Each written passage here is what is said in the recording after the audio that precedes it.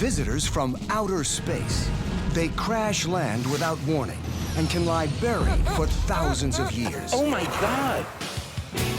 Geoff Notkin and Steve Arnold live to unearth these space rocks. You need some help with that, Geoff? Their quest is part science and part treasure hunt. They are the Meteorite Men. On this adventure, Steve and Geoff hunt a dry lake bed somewhere in Nevada. The secret site hidden out in the open. They're led by a fellow hunter who already scored a $700,000 space rock. One of the rarest in the world. The hunt of a lifetime turns up a treasure trove. Hey! Like the guys have never seen.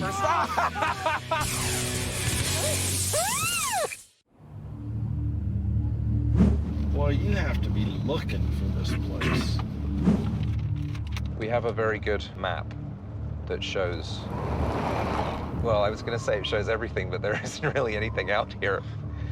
Steve Arnold and Geoff Notkin are on their way to hunt for meteorites at a most unusual location. Isn't Area 51 somewhere Yeah, around we're here? pretty close to Area 51. Ooh. Their destination is in a remote part of eastern Nevada, a 7-hour drive from Las Vegas. Where they're headed is not marked on any map. It's just a set of coordinates known only to a fellow meteorite hunter. The secret location is a dry lake bed that could be ripe with meteorites ready for picking. The fragments that we're looking for are primarily on the surface, and the logic of hunting these lake beds is they're vast open areas, and any stone that we see in this expanse is worth checking out because it might have fallen out of the sky. In 1 year, about 17 meteorites might hit an area the size of Nevada. Most are small. A couple could be the size of a fist. But every 2 or 3 years, a meteorite weighing more than 20 pounds crashes through the atmosphere.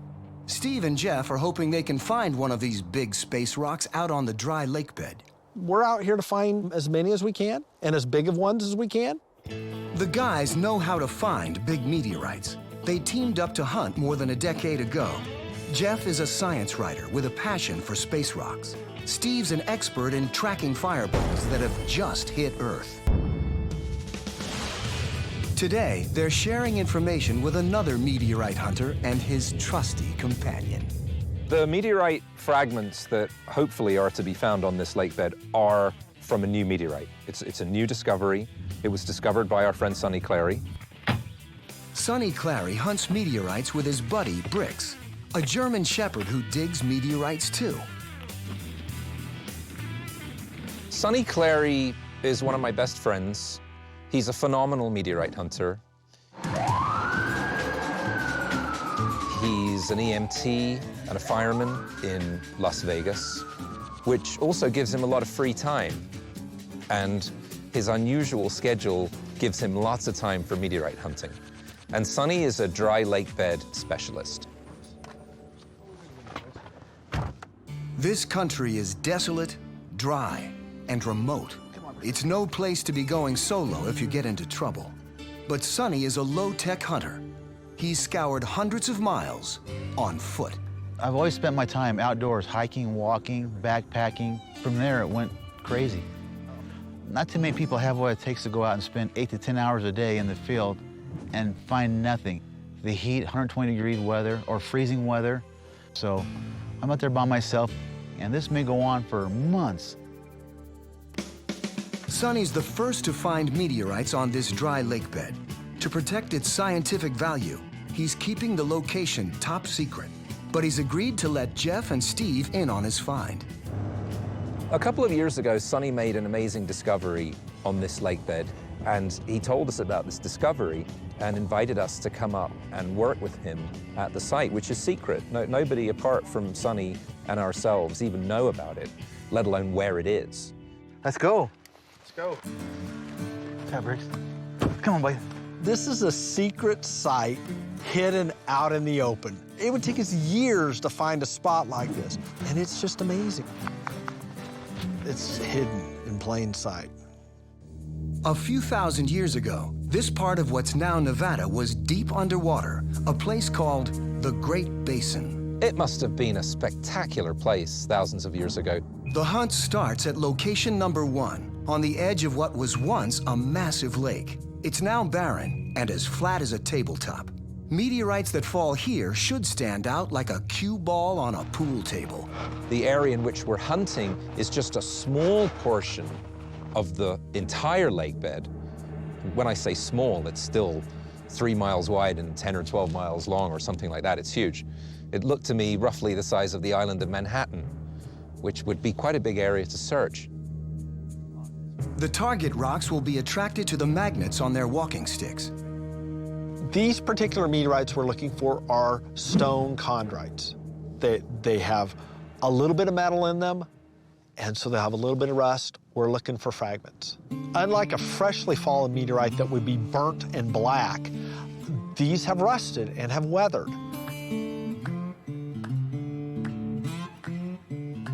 It's the once-in-a-lifetime experience to be walking across this beautiful surface. You could almost be on Mars. It's so barren out there. This used to be the bottom of a lake. 2,000, 3,000 years ago, we would have been way underwater. It's a really interesting sight. It's beautiful and scenic. What more could you want? What they want are meteorites, like the spectacular find SONNY already has to his credit. Meteorites are rare, collectible meteorites are super rare, and then there's the meteorite that SONNY found. It was like nothing ever found before.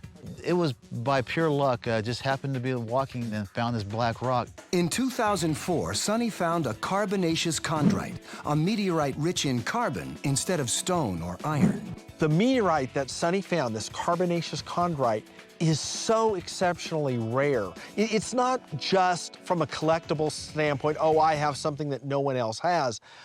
It has answers in it. The term gets thrown around, the God rock. Was there one meteorite? Was there one body that started the dominoes going? Was a meteorite, or were many meteorites, the progenitors of life on the planet? It's possible. It's an interesting theory. That's actually one of the most fascinating questions, of course. How did life begin on the planet? At Arizona State University, Dr. Meenakshi Wadhwa studies these visitors from space. The big question is, did carbonaceous chondrites carry the building blocks of life from outer space to Earth? The key there is understanding how organic compounds started to synthesize to form more complex compounds. And so we believe that some of the organic materials that may have been the precursors of life may actually have been delivered to the Earth in meteorites. SONNY found this rarity at another undisclosed site in Nevada. It's one of only 14 of this type ever found, and just the second to be discovered outside of Antarctica. There you go, Geoff. Oh, wow. Look at that. Like most other meteorites, carbonaceous chondrites come from the asteroid belt and are more than 4.5 billion years old. But they're unusual because they don't contain iron and thus don't pass the magnet test. It defies everything you look for in a meteorite. Usually, put a magnet to them to see if they're magnetic, and with this, it was nothing. I've had it appraised, and they were saying between $600 to $1,000 wholesale Per gram. per gram. Total grams? 699 grams. This single meteorite is worth at least $700,000. One of the rarest finds in history right here. Oh, it's one of the rarest in the world. What a find. No kidding. Find of a lifetime. You bet. Hungry to find their own meteorites, the guys get started at location number 1, not far from where SONNY has found stone meteorites in the past. The original find was made right over here about 50 feet. Oh, wow. The smaller piece. This is the perfect place to spot space rocks. The dry lake bed presents a tabletop for meteorites to fall on. But an hour into the hunt, no luck. Right color, no stick. Out in the sun, spotting space rocks is not as easy as the guys thought. It's kind of tough. There's multiple colored rocks out here, all about the same size. And I'm trying to look for the brown, orange, burnt rust color. It's one of those things you gotta spot, just the one right one out of maybe 50 or 100 wrongs all around. It's a little challenge, it's worth it. Sonny goes without even running with a magnet stick. He just can spot them. What I'm looking for is that out-of-place rock that may be fractured. You're looking for the unique shape. You're looking for that rusty color rock. Oh, no, wait a minute. Sonny, Yeah. do some of these rocks stick that are not meteorites? Yes. Just doesn't have the look, but it sticks. You know, I think you've got nothing. All right. Sorry, I thought that was a good one, but I know there's got to be something in here. They cover an area the size of 2 city blocks. Nope. Nope. Darn it. You almost have to be right on top of them to see them. Nope. Nope. Huh. And we thought the sunshine was going to make this a nice, easy hunting day. Then, Steve breaks the dry spell. Oh, got one! This meteorite will stick to a magnet, but not super strong, so you have to be careful or it can fly off the magnet. Right color, sticks. Financial value on this could be worth 10 bucks, 20 bucks. Find number 1 is a tiny fragment, but that's enough to get Geoff's competitive juices flowing. Steve found the first one. I go, damn, he's already got one. I better go get one quick. Geoff strains to spot his first. I don't see anything around here. There's one, right there. Woo! Steve! Notice how the color is a reddish black compared to the ground. It's just slightly different in color from the other terrestrial stones around it. But it's a tiny difference in the sun. It's so difficult to see. Sweet. Geoff's first find is quickly followed by another. I can see one right there. And another. We just kept finding them. Yay! Each small piece worth $10 or $20. I was quite stunned by the whole thing, really.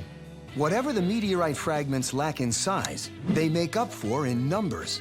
The guys have never seen anything like it. Got a twofer. One swipe, 2 meteorites. Oh, here's one. It was literally a cosmic Easter egg hunt. There were just hundreds. Oh, here's one. Sonny's not shocked by the success.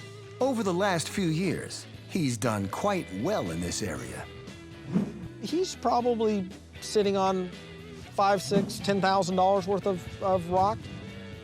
I was tempted to say it was like shooting fish in a barrel, but I just hate to use a cliche, so I won't say that. But I will. It was like shooting fish in a barrel. Cha-ching! Yep. Cha-ching! There's a nice little cluster. These 7 or 8 pieces were within about 10 feet. That's pretty cool. There have been so many times in my life where we go on a big expedition and we hunt for a week and we find one meteorite and go, look, we found a real meteorite.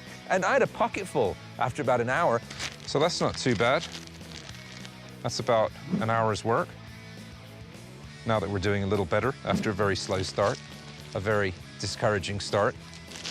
It's pretty much as close to meteorite heaven as you can get. It's absolutely great. But every find comes wrapped in mystery. How can so many meteorites survive in such a severe environment? Sweet. Arid environments in general, which can be any kind of desert environment, a hot desert like the Sahara, or a cold desert like Antarctica, or places like dry lake beds.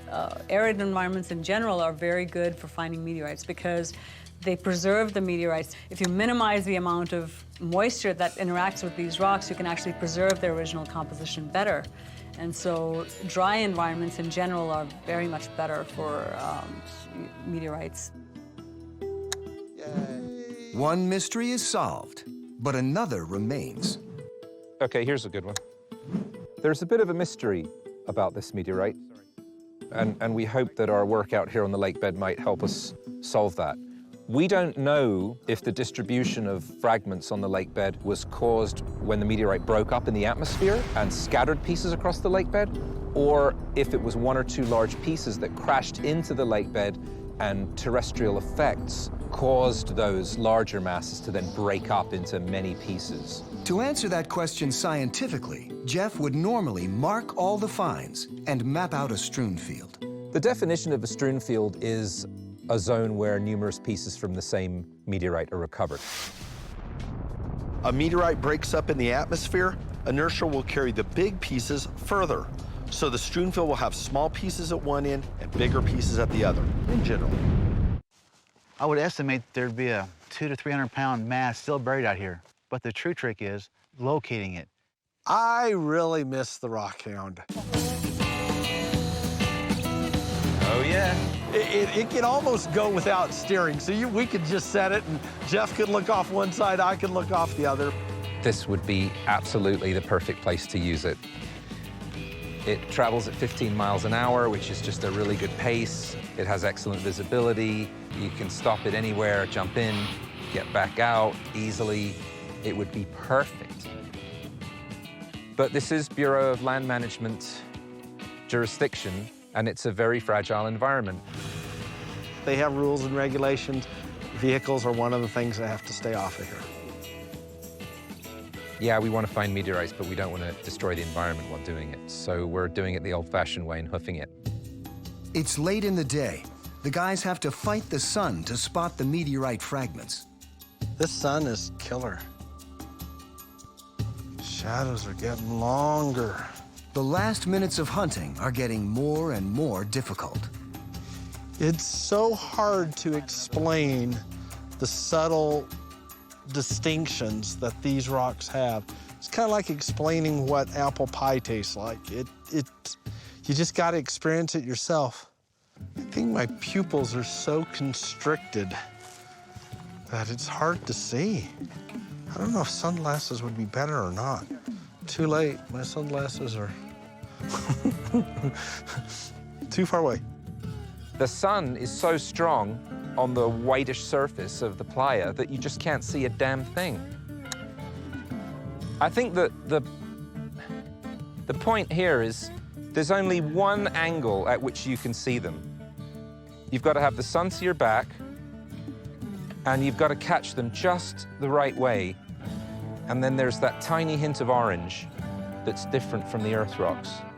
But it's so subtle, I'm just creeping along. Well, there's a little guy. But something very unusual is happening with the meteorites the guys are finding on the lake bed. It's an odd strewn field. The meteorites are almost certainly not where they landed.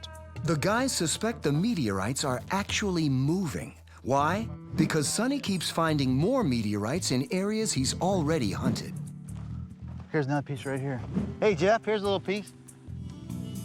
How could the meteorites move? A bizarre clue may be carved in the desert floor 300 miles away. Evidence of larger rocks moving can be seen in Death Valley National Park. There, large rocks leave long trails cut in the sediment behind them. There are certainly documented cases of terrestrial rocks traveling across lake beds. They've taken photographs of the trails. We know it happens. Studies suggest how the rocks move, but no one has ever actually seen the rocks in motion. There are processes in action on the lake bed that appear to move the stones around. Perhaps ice moving or by wind blowing them. Geoff and Steve suspect the same thing is happening on the lake bed. Because rocks are moving, the guys can't create a strewn field map that could lead them to the big meteorites. But Sonny thinks they can find them anyway. I found hundreds of fragments within this half-mile square in here. But the larger pieces were running right through here like a snake. Huh. You think there are any larger ones left? I'm sure there's going to be a large mass. Some of the pieces I found had thumbprints in them, Geoff, where I could actually put a golf ball, half a golf ball in it. So from your experience, what do you think that tells us? That tells us that it was a very large mass because the bigger the thumbprints, the bigger the size of the original meteorite. As the first day of the expedition comes to an end, the guys' total haul is more than 3 pounds of meteorites, worth about $1,100. The guys like finding lots of little rocks, but they would love to locate the big one. The hunt wraps up, and the guys make the drive back to their motel base camp 2 hours away. Day 2 of the expedition starts with the unexpected. Wakey, wakey. I have something to show you. This could be a problem.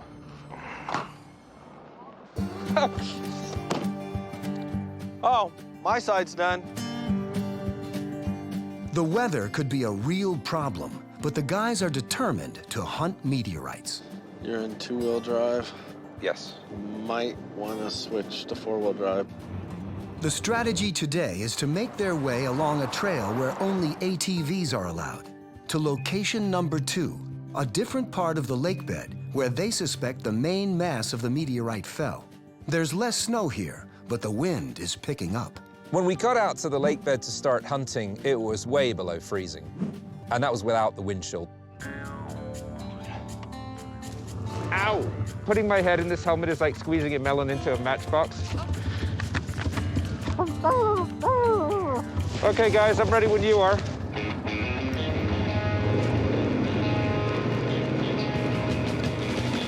We drove from town to the dirt road, and then we took the ATVs from the dirt road down to the very edge of the lake bed.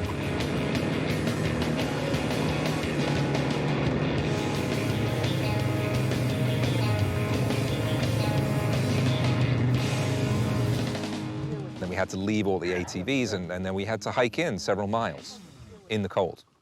So we are putting ourselves out there for this one. Okay, enough talking, let's hunt meteorites.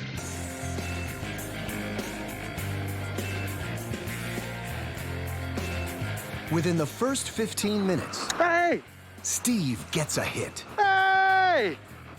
Oh! Cool! Check it out, it's got crust on it, I think. It's rusty looking, and it's a meteorite. just what Sonny said we should be looking for. Oh, yeah.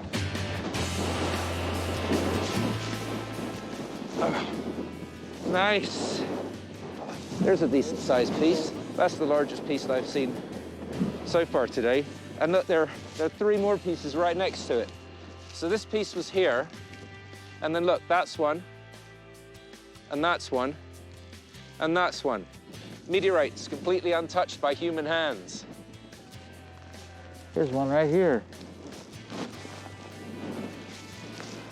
This is a piece of a large chondrite that broke up many years ago. It's hard to estimate the date on this. This could be 500 to 1,000 to 3,000 to 6,000 years old. It's just depending on the weather. Yeah, baby. Oh, it's a lot thinner than I thought it would be. It looked real big, just sitting there. There's not much thickness to it. Still a nice piece. Holy cow, they're just all over the place. It's totally amazing. So I've only been out here for about 10 minutes.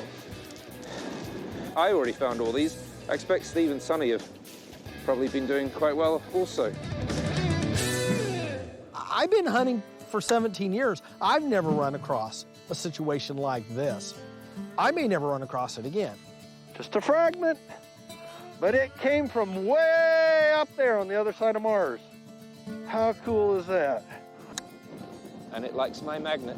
You could almost be on Mars. It's so barren out there, and we're all bundled up, and it's really windy, and there's one, and there's one, and there's one. In just a few hours, they've scooped up 2 more pounds, worth at least another $500. The guys are euphoric. Got one! But cold. Harsh wind from a gathering storm takes a toll. It's extremely cold. On the thermometer, I think it's about 20 degrees, but we've got a massive wind chill, so it's probably, it feels like 8 or 10 degrees Fahrenheit, I would say. This is just brutal. I can feel it coming through my gloves.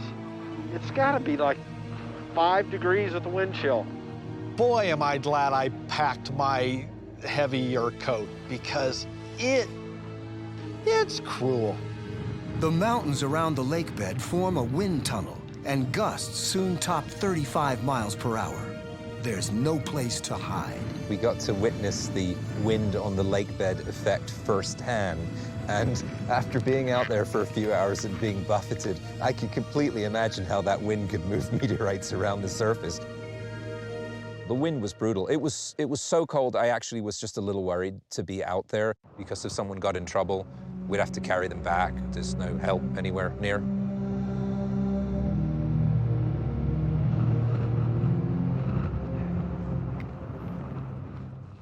There's a threat of bad weather coming in, so we're under a time limit here. It's a ways out, and this isn't one of these expeditions where we can camp in a tent. We'd freeze. Here at location number 2, the wind is up, the temperature is down, and conditions are rapidly deteriorating. Yeah, that's not looking too good. Huge cloud front just rolling in, straight down over the mountains. It's just getting a little too cold to stay out here, and it's getting pretty close to sunset. So we're gonna head back to camp tonight, go over the maps, figure out our strategy. After a day 2 total of 80 meteorites, valued at about $500, the guys are forced to shut down the hunt.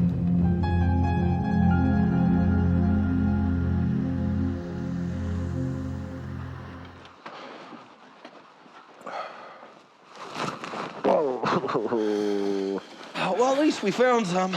But man, that was cold.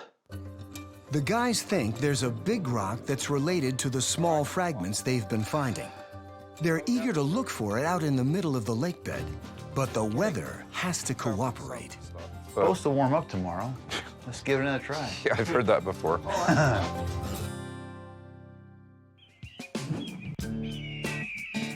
Day 3. The storm passes, the sun returns, and the hunt is on. This is what I was worried about. I mean, if this happened out there on the lake bed, we'd be cooked. Actually, we'd be frozen, not cooked. If it's not one thing, it's another. Valuable hunting time has to be spent on repairs. Y'all are good to go. All right, we're gonna have to drive at 110 miles an hour to make up for that lost time. Oh, well. The guys still have another 2-hour drive before meeting up with Sonny to get the meteorite hunting show back on the road. Oh, this would have been a pretty good-sized lake. Enormous. Can you imagine living out here 5,000 years ago, tooling around on your motorboat? Yeah, I don't think they had motorboats then, Steve. No. I think I remember seeing an episode of the Flintstones when they were on a boat. I hate to burst your bubble, but the Flintstones was actually a made-up story. Really? I mean, it was based on a true story, but... Oh. Okay.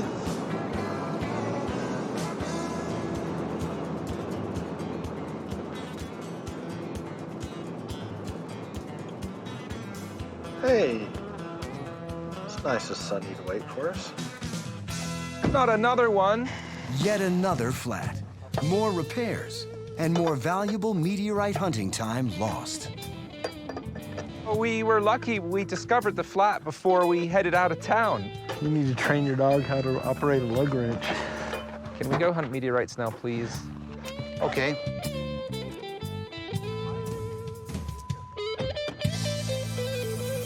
We're rolling.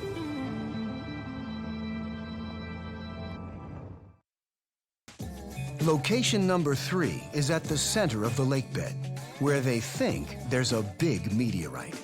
The 3 split up to cover more ground. Oh, there's a nice one.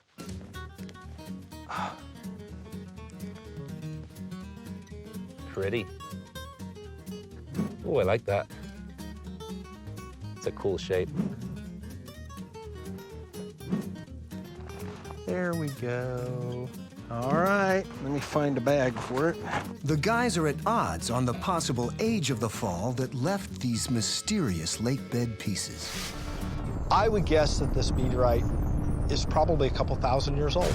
But Geoff thinks the fall is much younger. I would estimate this dry lake bed meteorite's been on the ground for 2 or 3, maybe 400 years.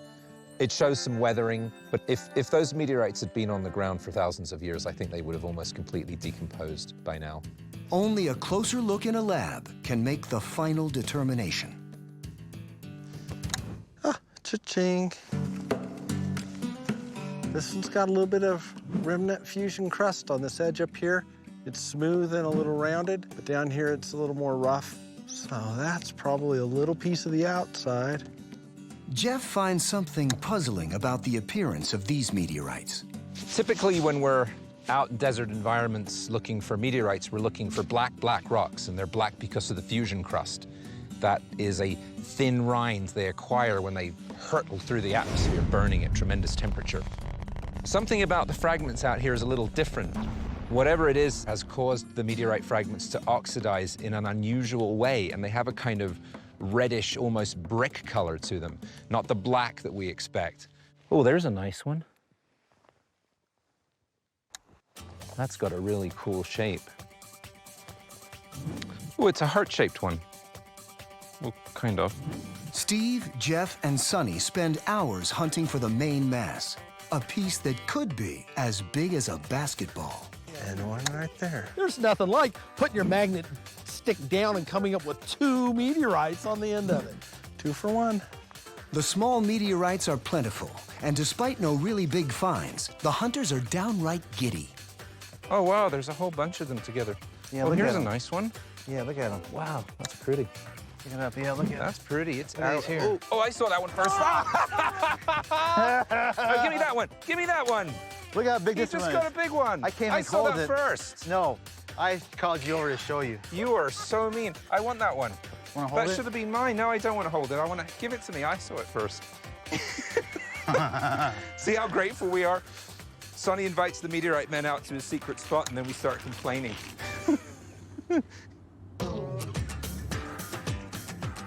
On the way back to the trucks, the trio discovers something with some real size and weight. Oh! Holy cow, guys. Oh, wait. Let me take a photo before you pick it up. Here, Bricks, fetch. Fetch. Hey! Get it, Bricks, get it. Let's go. So much for who's going to pick it up first. That's It was mine. the dog. Go get it, Bricks. Hey! Come on, Bricks, let's go. Okay, now I've seen everything. I quit. It was one of the most bizarre things I've ever seen. You guys are nuts. And Steve and Sonny were laughing. They thought it was funny. I was just horrified. I wanted to document this important find, but the dog got away with it. Your dog is a menace. Look at that. Oh, jeez, no, stop. Get away from it. Give me that. You're fired. He wants it. Look He at him. has slobbered all Look at over him. it. It's not the main mass, but by far the biggest meteorite find of the expedition. 2 pounds. At auction, this piece might draw $3,000. Way to go, good find, Geoff. Well, thanks, but it really was a joint effort, this one. We really did walk up on it, all 3 of us, at the same time. Very nice piece. Before they leave the lake bed, the guys compare their finds. Nearly 500 pieces, worth about $8,000. We've expanded the fall area quite a distance. The guys theorized that a meteorite hit the lake bed in 1 or 2 pieces. Then, the fragments that they found broke off over time. If they're right, the big pieces are still out here somewhere. 2 questions remain. How old is the fall? And what's the story behind the odd coating on the meteorites? You're like the best safari leader of Cheers. all. Steve and Geoff hit the road for the lab and answers. A ways into the drive, they take a detour for something a meteorite hunter just can't pass up. The site of a major meteorite impact that millions of years ago changed the face of the planet. Geoff, why don't we get some gas? You never know, there might not be any more stations out there. Oh, no, you're going to be the sensible one for a change. It's cold. Don't worry, Steve, I'll get the gas. You just stay in the truck and keep warm. Steve and Geoff found an estimated $8,000 worth of meteorites on the dry lake bed in Nevada. Now they have to get them to the lab to determine their scientific value. There is a fantastic site I would like to show you. A site called the Alamo BRECCIA. It's a field of impactites Earth rocks that have been shattered and melted by an ancient meteorite impact. Ooh, And cool. I've yeah, always wanted to go to one of those. It really is an amazing sight. Let's do it. Okay. Geoff takes a quick detour It's really worth it. It's a spectacular view. to show Steve evidence of a cataclysmic meteorite impact, a deadly blow from space that wiped out life for thousands of miles. This desolate spot is where 370 million years ago, an object perhaps miles in diameter crashed into Earth. It would have made an atomic bomb look like a firework in comparison. Good times. You see this very thick gray layer right through the middle? That's the Alamo Breccia, remnant of an enormous meteorite crater. The breccia is rock composed of fragments of other rocks, minerals, and fossils, all smashed together by celestial impact. The only part of the detour Geoff didn't mention to Steve is the climb up the mountainside to get to the breccia exposure. And that big outcrop up there is where it's best exposed. Steve, this is the super fun part where you get to do some real rock climbing. This expanse of breccia covers hundreds of square miles of the most remote part of Nevada. Isn't this fun? Yeah. Was. I knew you'd enjoy it. Over the next hill is another, more infamous landmark. Oh my goodness. That is the rumored location of Area 51, just over that hill. Ooh. I have it on very good authority that if you drive down that road and keep going, you will eventually be stopped by men with guns who will tell you to go away or they will shoot you.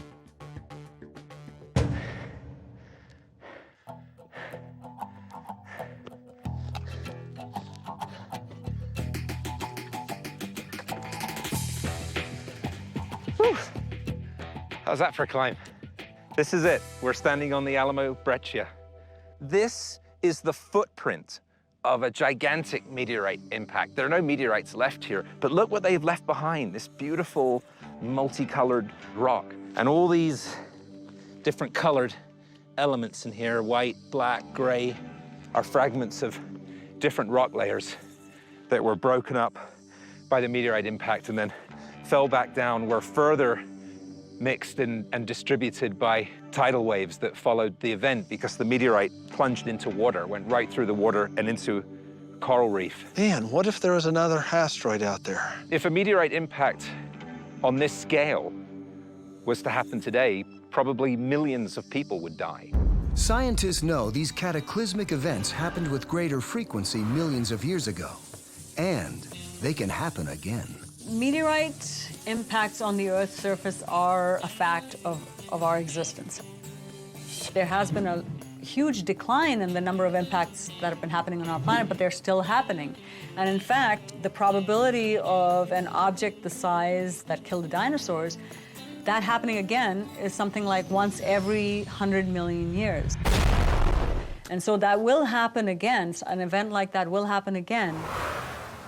Here's some cool ones, too. Steve and Geoff are always on the hunt, this time for the perfect breccia specimen. Oh, that's really nice. And there's money in these rocks. Is that nuts? Yep. The guys collect samples and head back to the truck. I just brought a small one. Geoff will be the one paying for overweight baggage.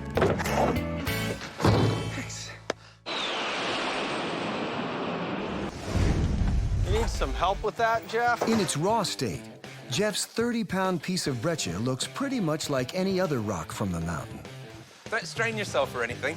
But a trip to one of Geoff's favorite stone cutters can change all that. So, this is called a breccia. They're not as valuable commercially as meteorites, but there are people all over the world that are very interested in these impact breccias.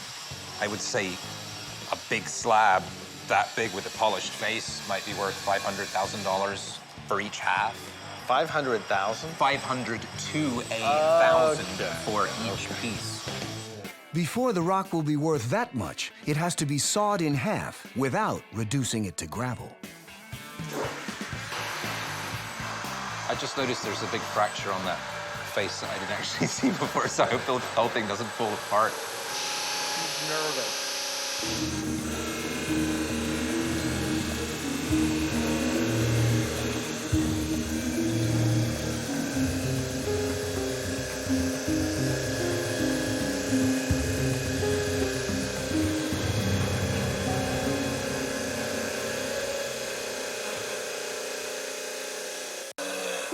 Yeah, that's it.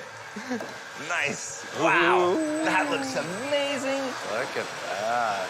Oh, wow, this is gorgeous. These white elements are fossils, all the bright white ones. And the meteorite hit it was actually a shallow sea and hit a coral reef, and that's why they're fossils mixed in with the other stones. I'm kind of glad it didn't break on that fracture. That's what I was afraid of. Fantastic. Let's polish it up.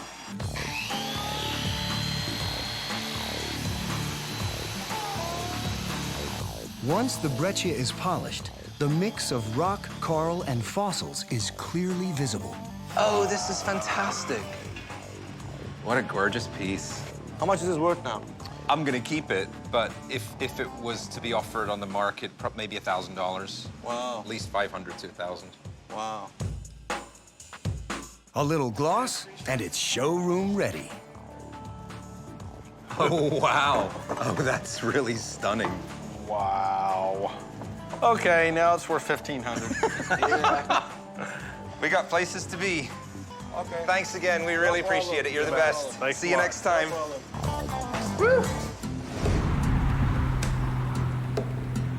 Steve and Geoff still have to solve the mystery of their dry lakebed finds. They head to the Arizona State University Center for Meteorite Studies. Where were you this time? You have no idea where we went and what we did to get these.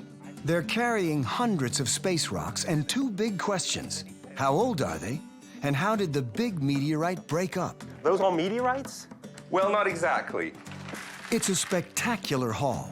Roughly 10 pounds of Nevada dry lakebed meteorites, So this is all one find. So we assume it's just one meteorite. topped off by 30 pounds of cut and polished breccia. You wouldn't happen to have a section, would you? Actually, we do. I thought you might. I'm so glad Well, you asked. let's have a look at it then. By examining a thin cross-section of the breccia in a microscope, Dr. Lawrence Garvey points out the signature of a celestial impact, Whoa. shocked quartz. And you can just make out some linear features in here which are indicative of shocked quartz. Shocked quartz has a microscopic structure that has been deformed under intense pressure, like that of a nuclear explosion. In fact, shocked quartz was not recognized until after atomic bomb testing in the late 1940s. The presence of shocked quartz proves that this breccia was formed by an enormous impact. Dr. Garvey turns his attention to the incredible pile of meteorites. This is quite amazing. I mean, to get a new meteorite find, well, about 1,000 pieces, that's quite spectacular. You know, usually one brings in like one weathered, ordinary chondrite, somebody gets excited by it. But here you got, what, 500 pieces at least? These meteorites are common chondrites, the most plentiful of meteorites. But the sheer number of pieces make it a valuable find. A slide from one of the small pieces reveals some clues. I noticed that the outside of the meteorite has this thick weathering rind. It almost looks like desert varnish. That's really quite odd. Desert varnish is a coating that accumulates on rocks over time as they bake in the intense desert sun. So let's actually have a look at a picture. I've actually got to get a photograph of this. The photograph reveals a stunning microscopic image. See, I don't know. Look Oh, at that looks like a photograph from the Hubble Space Telescope. That is really So this is what I mean. This is your meteorite here. I've overexposed it because this is actually fairly opaque. So we're talking a significant amount of time, tens of thousands of years at least, to form that thickness of varnish. The thickness of the desert varnish allows Dr. Garvey to speculate how long the meteorites have been sitting on the dry lakebed. I was amazed when I saw this. This thing's been around a reasonable time, on the order of hundreds of thousands, a good 100,000 years. Really that long? Oh, Yeah. wow. The meteorite is older than anyone had guessed. Gorgeous photo. Yeah, really striking. So the interesting question is, did this break up in the atmosphere and come down like this, or did this fall on the ground as one stone and break apart? To figure out how the meteorite may have broken up, Dr. Garvey examines fractures in the small pieces. So this thing has been quite extensively weathered. It has experienced some significant wetting and drying cycles over the years. An estimated 100,000 years of weather on the lake bed did some real damage. But this one's quite interesting. If you look at this, you see that one's got a fracture in it. So one more freeze-thaw cycle, and this one could actually fracture right there. Oh yeah, I didn't notice that. So it could just be that the rock was already fractured, and the water has been penetrated those fractures, and the freezing action has caused them basically to break apart. Look at that, it's all ready to go.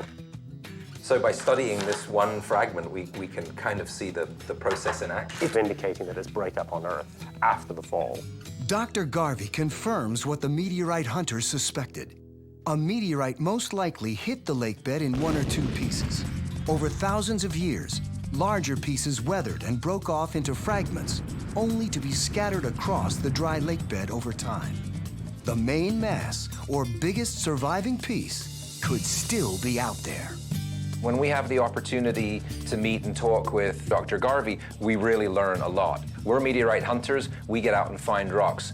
We have an extensive knowledge of meteorites, but we're not specialists in every field. And we learned a lot about the history and the age of this meteorite.